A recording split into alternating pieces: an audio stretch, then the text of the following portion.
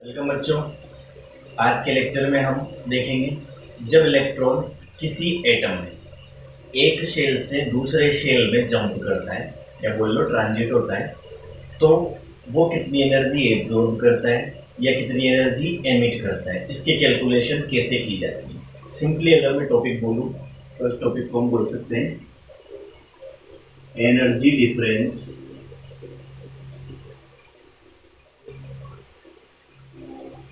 Between two energy levels. क्या बोल सकते हैं? Energy difference between two energy levels, क्योंकि इलेक्ट्रॉन किसी एनर्जी लेवल से जाएगा और किसी एनर्जी लेवल में जाएगा, तो उन दोनों एनर्जी लेवल के बीच का जो एनर्जी डिफरेंस होगा उतनी एनर्जी उसको या तो गेन करनी पड़ेगी, ठीक है, जब वो लोअर से हायर में जाएगा, या उतनी एनर्जी उसको एमिट करनी पड़ेगी, कब? जब वो हायर से लोअर में आएगा, ठीक है। तो सिंपली हम क्या बोल सकते हैं? Energy difference between two energy levels, ठीक। इस एनर्जी डिफरेंस को कैलकुलेट करके ही बोर ने हाइड्रोजन स्पेक्ट्रम की एक्सप्लेनेशन दी थी। हमने जब हाइड्रोजन स्पेक्ट्रम पढ़ा था तो मैंने एक फॉर्मूला बताया था, ठीक है, mu bar is equals to R 1/n1 square minus 1/n2 square करके, ठीक है। उस फॉर्मूले की हेल्प से हम हाइड्रोजन स्पेक्ट्रम में किसी भी स्पेक्ट्रल लाइन की वेवलेंथ या फ्रीक्वेंसी कैलकुलेट कर सकते हैं, ठीक है। और वो फ्रीक्वेंसी का जो फॉर्मूला है बोर ने अपने तरीके से अपने मॉडल में जो एनर्जी कैलकुलेट की, फिर उससे फ्रीक्वेंसी और वेवलेंथ के जो फॉर्मूला निकाले तो उस फॉर्मूला से क्या हुए? मैच हुए। इस तरीके से बोर ने क्या किया? हाइड्रोजन एटम की एक्सप्लेनेशन की। देखो किस तरीके से एनर्जी डिफरेंस कैलकुलेट किया जाता है। देखो सपोज ये किसी एटम में न्यूक्लियस है, ये कोई एक एनर्जी लेवल है और ये कोई दूसरा एनर्जी लेवल है, ठीक है। इस एनर्जी लेवल से इलेक्ट्रॉन जा रहा है और इस एनर्जी लेवल में इलेक्ट्रॉन जा रहा है, ठीक है। इसे मैंने इनिशियल बोल दिया, जिस लेवल में से जा रहा है उसको इनिशियल लेवल बोल दिया। यहाँ से जा रहा है तो इनिशियल लेवल Ni, जिस लेवल में जा रहा है उसको मैंने बोल दिया Nf, फाइनल लेवल, ठीक है। इनिशियल लेवल मतलब इस एनर्जी लेवल से या इस शेल से इलेक्ट्रॉन जा रहा है और फाइनल मतलब यहाँ पर जा रहा है, ठीक है। अब देखो किसी भी nth लेवल में, nth लेवल बोल लो या n शेल बोल लो, ठीक है, इलेक्ट्रॉन की एनर्जी किस फॉर्मूला से निकाली जाती है? Minus R H Z square upon N square से, ठीक है। अब अगर मुझे इन दोनों शेल की एनर्जी का डिफरेंस निकालना है, ठीक, तो उस डिफरेंस को मैं बोलता हूँ डेल्टा ई, और ये डिफरेंस क्या होगा? ठीक है, बड़े वाली एनर्जी में से छोटी वाली एनर्जी लेस कर दो, सिंपली यही होगा। अगर मैं जनरली बोलूँ तो क्या होगा? N final minus N initial, मतलब फाइनल लेवल की एनर्जी माइनस इनिशियल लेवल की एनर्जी, ठीक है। तो एनर्जी डिफरेंस की अगर बात करूं तो delta E is equals to क्या होगा? E final minus E initial, ठीक है। फाइनल लेवल की एनर्जी में से इनिशियल लेवल की एनर्जी को लेस कर दूंगा तो क्या पता चल जाएगा? वो एनर्जी डिफरेंस पता चल जाएगा। आ रही है बात समझ में? अब देखो फॉर्मूला के according minus R H as it is है, एक ही एटम की बात हो रही है, ठीक है, तो जेड भी क्या है? एज इट इज है, अपॉन, ठीक है, ई एफ फाइनल लेवल की एनर्जी के लिए एन क्या आ जाएगा? एन एफ स्क्वायर हो जाएगा, एन स्क्वायर की जगह क्या पुट किया जाएगा? एन एफ स्क्वायर माइनस ये माइनस तो ये वाला डिफरेंस वाला और एक फॉर्मूला का माइनस आर एच क्या हो जाएगा? Z square upon N I square हो जाएगा, ठीक है, क्योंकि इनिशियल है तो इनिशियल लेवल कौन सा है? एन आई, ठीक है। अब इसे जब थोड़ा सा सोल्व करते हैं तो क्या हो जाएगा? देखो ये पॉजिटिव हो जाएगा, ये नेगेटिव है, पॉजिटिव वाली वैल्यू आगे ले लूंगा मैं, और क्या क्या कॉमन आ रहा है? R H Z square, are H Z square, इसको कॉमन ले लिया, पॉजिटिव को आगे लिख रहा हूँ तो आगे आ जाएगा 1/ni square minus 1/nf square, ठीक है। तो इस फॉर्मूला की हेल्प से हम किन्हीं दो एनर्जी लेवल्स या बोल लो किन्हीं दो शेल्स के बीच का एनर्जी डिफरेंस कैलकुलेट कर सकते, ठीक है। आ रही है बात समझ में? यहाँ पर आर एच रिडबर्ग कांस्टेंट है जिसकी वैल्यू मैंने जूल में बताई हुई है। आर एच की वैल्यू कितनी होती है? 2.18 इंटू 10⁻⁻18 जूल होती है, हमें पता है। जेड क्या है? जेड यहाँ पर एटॉमिक नंबर, ठीक। इस फॉर्मूला की हेल्प से हम क्या कैलकुलेट कर सकते हैं? किसी भी एटम में दो एनर्जी लेवल के बीच का एनर्जी डिफरेंस कैलकुलेट कर सकते हैं। ये फॉर्मूला सिंगल इलेक्ट्रॉनिक स्पीसीज के लिए एप्लीकेबल है, ध्यान रखना। ये बार बार मैं रिपीट कर रहा हूँ, सिंगल इलेक्ट्रॉनिक स्पीशीज के लिए एप्लीकेबल है। ठीक है, अब देखो इसके बाद में यहाँ पर अगर बात की जाए हाइड्रोजन एटम की, तो हाइड्रोजन एटम के लिए जेड इज इक्वल टू कितना होगा 1।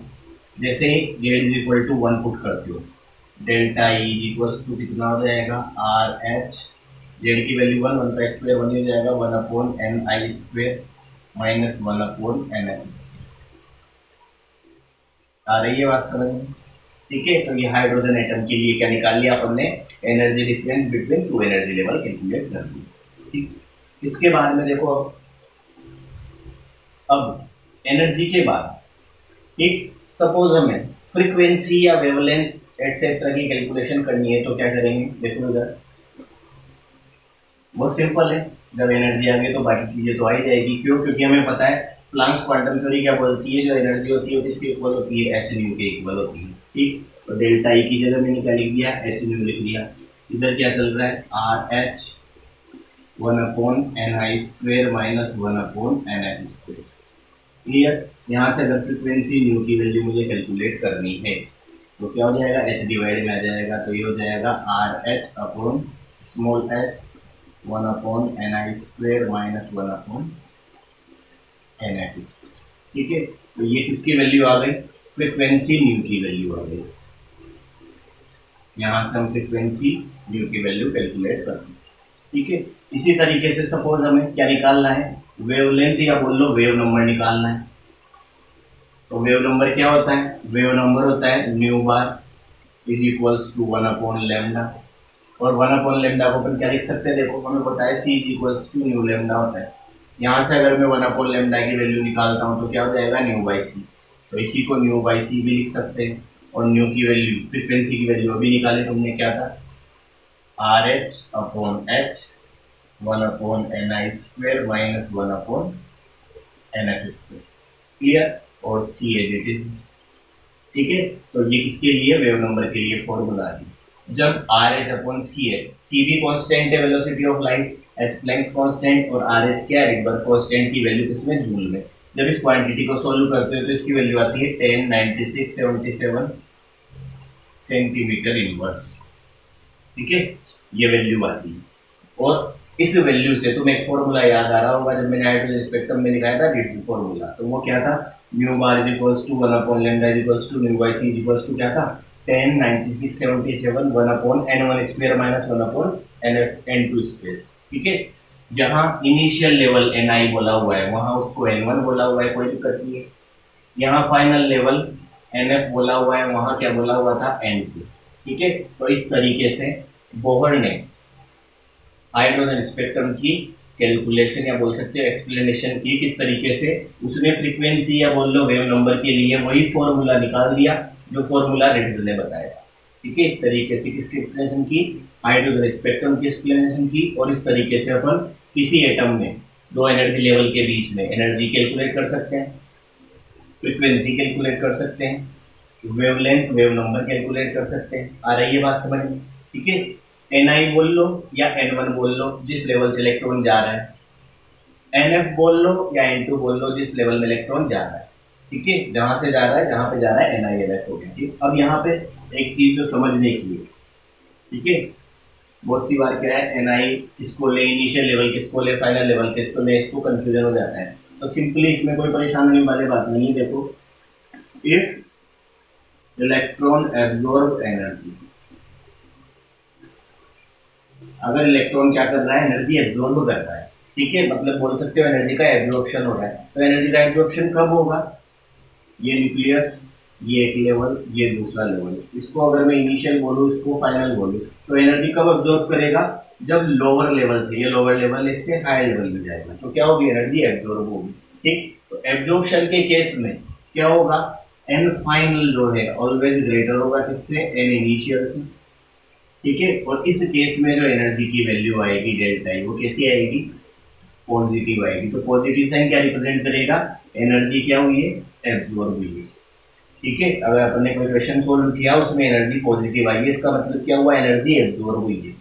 ठीक है, एनर्जी डिफरेंस तो क्या होगा, ऑलवेज पॉजिटिव ही रहेगा, बट आगे पॉजिटिव साइन, इसका मतलब एनर्जी एब्जॉर्ब हुई है। ठीक, और दूसरा केस क्या है, इफ इलेक्ट्रॉन एमिट्स एनर्जी, अगर इलेक्ट्रॉन क्या करता है, एनर्जी एमिट करेगा। तो एनर्जी कब एमिट करेगा, जब उसकी एनर्जी क्या होगी, किसी लेवल में ज्यादा में होगी, मतलब वो हाई लेवल में होगा, वहां से लोअर लेवल में आएगा। ठीक, तो क्या केस होगा, ये न्यूक्लियस, ये कोई एक शेल, ये दूसरा शेल। ठीक है, इलेक्ट्रॉन सपोज हाई लेवल में, यहाँ से कहाँ पर, लोअर लेवल में जा रहा है। तो इस बार जहां से इलेक्ट्रॉन जा रहा है, इनिशियल लेवल ये हुआ और फाइनल लेवल कौन सा होगा, ये होगा, क्योंकि इलेक्ट्रॉन हायर से लोअर जा रहा है।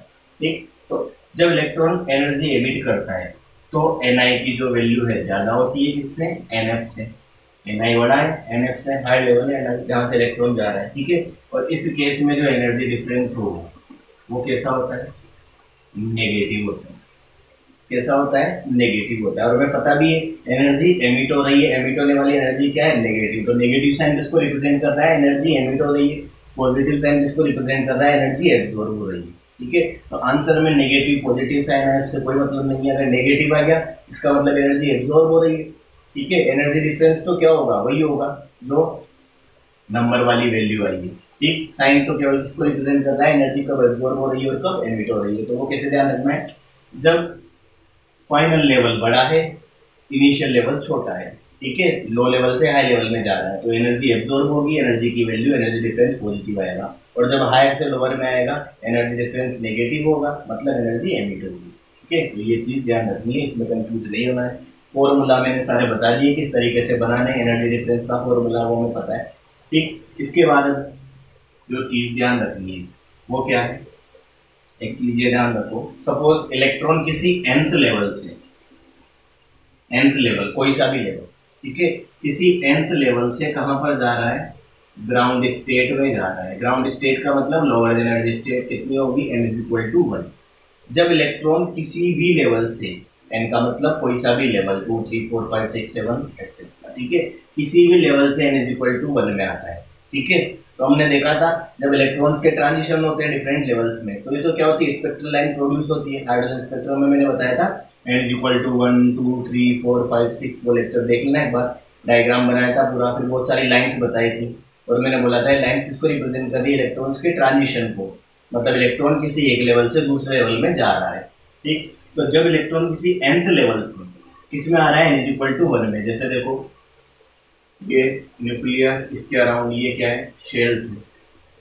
ठीक, जब इलेक्ट्रॉन सेकंड से फर्स्ट में आ रहा है या फिर थर्ड से फर्स्ट में आ रहा है या किसी भी लेवल से कहाँ आ रहा है, n=1, मतलब ग्राउंड स्टेट में आ रहा है। ठीक है, तो मैक्सिमम कितनी स्पेक्ट्रल लाइन बनेगी।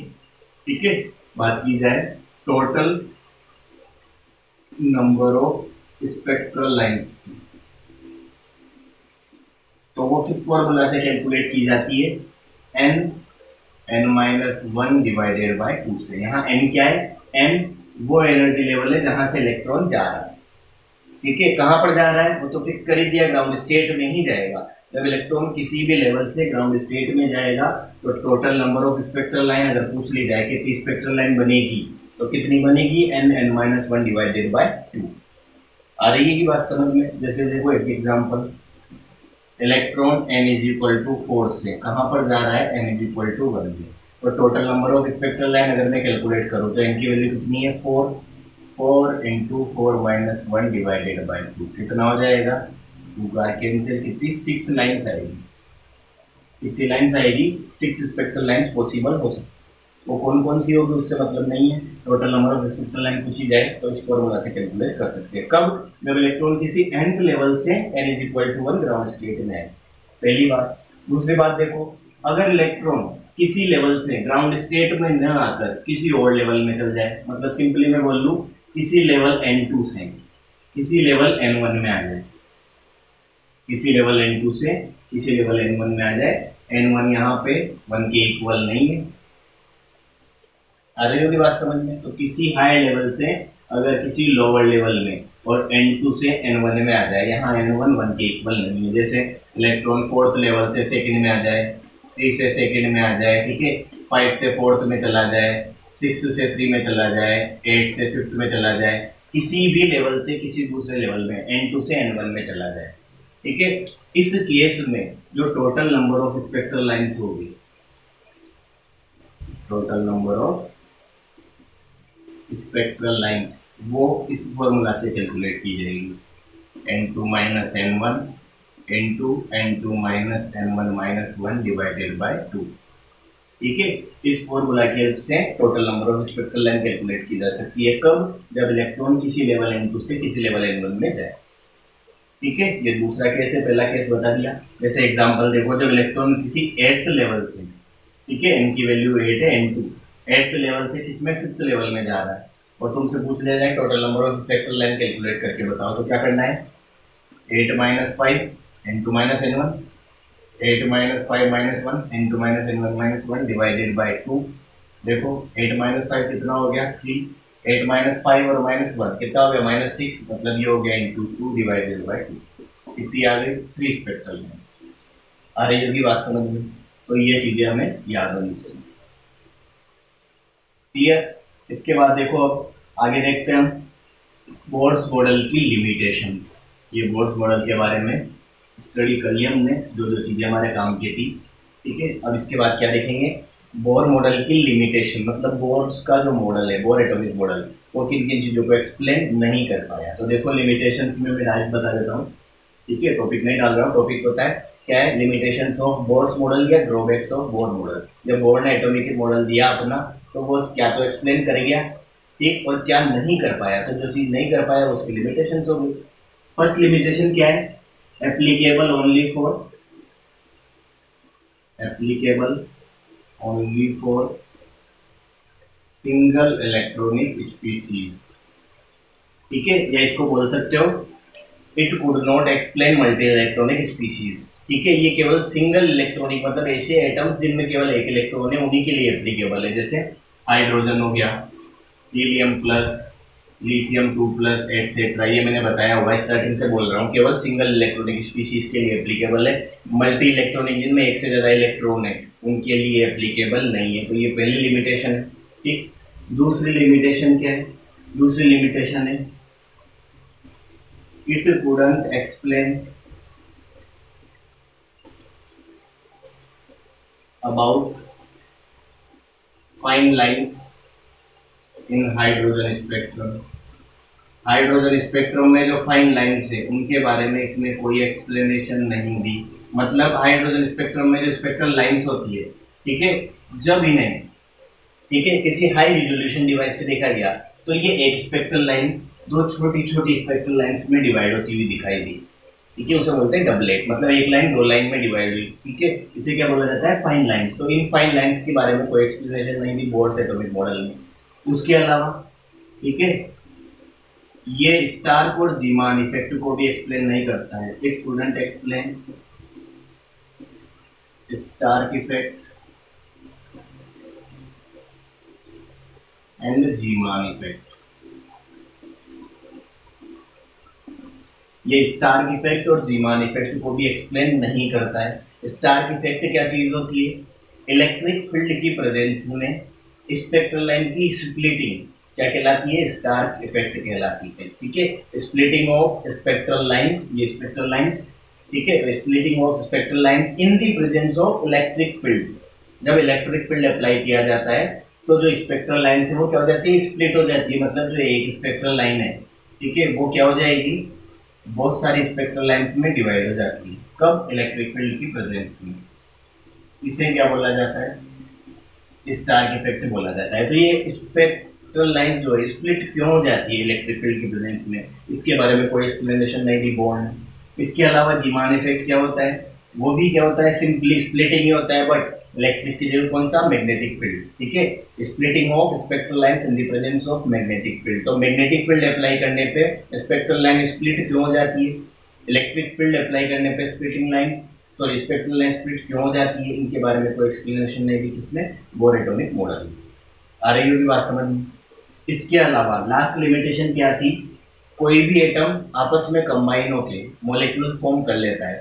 ठीक है, तो इस एबिलिटी को क्या, कौन सी ability? Atoms combine to form molecule. ये जो एटम की एबिलिटी है, इसको भी बोर एटॉमिक मॉडल में एक्सप्लेन नहीं किया है। आ रही होगी बात समझ में? तो ये अपना बोर का एटॉमिक मॉडल कंप्लीट हो गया। अब नेक्स्ट लेक्चर में इसके न्यूमेरिकल्स का डिस्कशन अपन करेंगे।